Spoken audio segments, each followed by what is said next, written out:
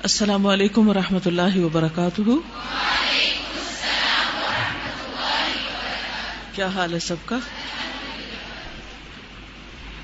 نحمده ونصلی علی رسولہ الکریم، اما بعد فاعوذ باللہ من الشیطان الرجیم، بسم اللہ الرحمن الرحیم۔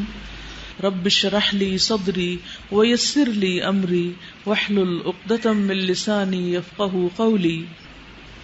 رمضان شہر الرحمت والبرکہ، رمضان وہ مبارک مہینہ ہے جس میں اللہ تعالیٰ اپنے بندوں پر خصوصی رحمتیں اور برکتیں نازل فرماتا ہے، شیاطین کو قید کر کے اپنے بندوں کو نیکی کے کاموں کی رغبت دلاتا ہے تاکہ بھلائی کے کام کرنا ان کے لیے آسان ہو جائے۔ رسول اللہ صلی اللہ علیہ وسلم نے فرمایا، اذا کان رمضان فتحت ابواب الرحمت، جب رمضان کا مہینہ آتا ہے تو رحمت کے دروازے کھول دیے جاتے ہیں۔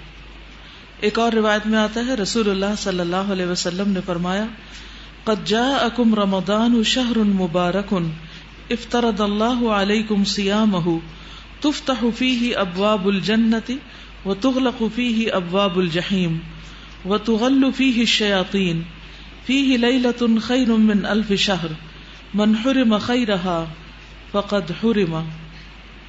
تحقیق تمہارے پاس رمضان آیا ہے، یہ برکتوں والا مہینہ ہے، اللہ تعالیٰ نے اس کے روزے تم پر فرض کیے ہیں، اس میں جنت کے دروازے کھول دیے جاتے ہیں اور جہنم کے دروازے بند کر دیے جاتے ہیں، شیاطین جکڑ دیے جاتے ہیں۔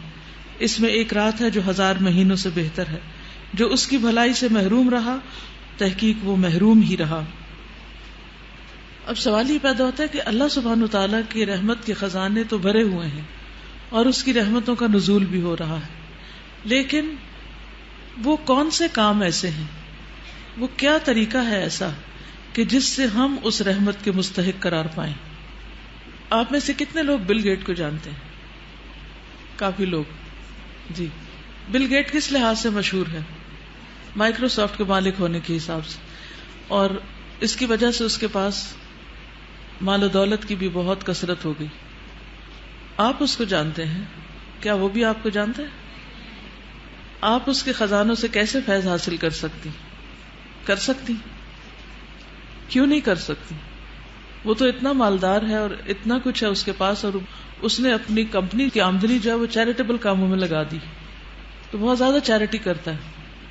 پھر اس کی چیریٹی کا اثر آپ تک کیوں نہیں پہنچا؟ آپ کو کیوں نہیں مل رہا سب کچھ؟ وہ آپ کو نہیں جانتا اور آپ کی اس تک رسائی نہیں، ٹھیک ہے؟ نہ وہ آپ کو جانتا ہے نہ آپ اس کو جانتے ہیں، یا آپ اس تک پہنچ نہیں سکتے۔ تو نتیجہ کیا ہے؟ جو کچھ وہ دوسروں پہ لٹا رہا ہے اس میں سے آپ کا حصہ کچھ بھی نہیں۔ تو اس سے کیا پتہ چلتا ہے؟ اب اس مثال سے اس بات کو سمجھیے۔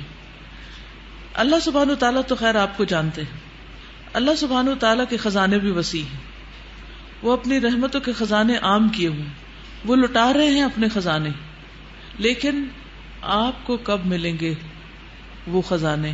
ان میں سے آپ کو حصہ کب ملے گا؟ جب آپ کا اللہ تعالی سے تعلق ہوگا، آپ اللہ تعالیٰ کو راضی کریں گے، آپ اللہ تعالیٰ کی طرف متوجہ ہوں گے، آپ اس کو یاد کریں گے۔ فاذکرونی اذکرکم، تم مجھے یاد کرو میں تمہیں یاد کروں گا۔ تو اگر آپ یہ چاہتے ہیں کہ آپ کو رمضان المبارک میں اور رمضان کے علاوہ بھی، کیونکہ اللہ سبحانہ تعالیٰ کی رحمتیں آپ پر صرف رمضان میں نہیں بلکہ رمضان کے علاوہ بھی ہوتی، تو جب اللہ سبحانہ تعالیٰ کی رحمتیں عام ہیں تو ان سے فائدہ کون اٹھاتے ہیں؟ جو خود ان کی طرف متوجہ ہوتے ہیں، ایسے کام کرتے ہیں کہ جن سے رحمت نازل ہوتی ہے۔ تو اچھے کام کرنے بہت ضروری ہیں تاکہ ہم اللہ تعالیٰ کی رحمتوں سے حصہ پا سکیں۔ اس کے لیے اپنی عبادات کو مزید بہتر بنائیں، صدقہ و خیرات ڈیلی کریں، دوسروں کی مدد کریں، سلام کریں کثرت کے ساتھ، اور مسکراہٹ میں سبقت لے جانے کی کوشش کریں۔ اسی طرح اس دعا کو بھی پڑھیں، یا حی یا قیوم برحمتک استغیث اصلح لی شأنی کلہ ولا تکلنی الی نفسی طرفۃ عین۔ اے زندہ اور قائم رہنے والے، تیری رحمت کے سبب سے فریاد کرتا ہوں کہ میرے سب کاموں کی اصلاح فرما دے، اور پلک جھپکنے تک کے لیے بھی مجھے میرے نفس کے حوالے نہ کر۔ یعنی ایک لمحے کے لیے بھی مجھے میرے نفس کے حوالے نہ کر، کیونکہ نفس کے حوالے ہونے میں کیا خطرہ ہے، کیا مشکل ہے؟ اگر ایک لمحے کے لیے بھی انسان نفس کے حوالے ہو جاتا ہے تو کیا کرتا ہے؟ نفس فوراً انسان کو برائی کی طرف مائل کرتا ہے. ان النفس لامارۃ بالسوء، نفس انسان کو بہت زیادہ حکم دیتا ہے برے کام کرنے کا. تو اگر ہم اپنے نفس کی بات مانیں گے تو پھر یقیناً وہ برائیوں کی طرف لے جائے گا. تو اس لیے نفس سے بچنے کے لیے اللہ تعالیٰ کی پناہ لینا ضروری. اچھا، رمضان سے بھرپور فائدہ اٹھانے کے لیے ایک چھوٹی سی ٹپ آپ کو دینا چاہوں گی کہ دن میں آپ کو کئی کام کرنے ہیں. کچھ کام اجر اور ثواب کے اعتبار سے بہت بہتر ہیں، کچھ کام ایسے ہیں جو آپ کے فرائض میں شامل ہوتے ہیں. آپ آج کے دن پورے دن میں اپنا جائزہ لیں گے کہ آپ کے دن کے مختلف حصوں میں آپ کا انرجی لیول کیا تھا، آپ کی فیلنگ اور کیفیت کیا تھی، کون سا کام آپ کس وقت زیادہ بہتر طور پہ کر سکے. تو جو کام زیادہ امپورٹنٹ ہیں ان کو اس وقت کیجئے جس وقت آپ کی طاقت ہمت زیادہ ہے. اس وقت کے لیے نہ ٹالیے کہ جب آپ کچھ کرنے کے قابل نہ رہیں اور پھر آپ کہیں کہ اب آج کا میرا ٹارگٹ پورا ہی نہیں ہوا.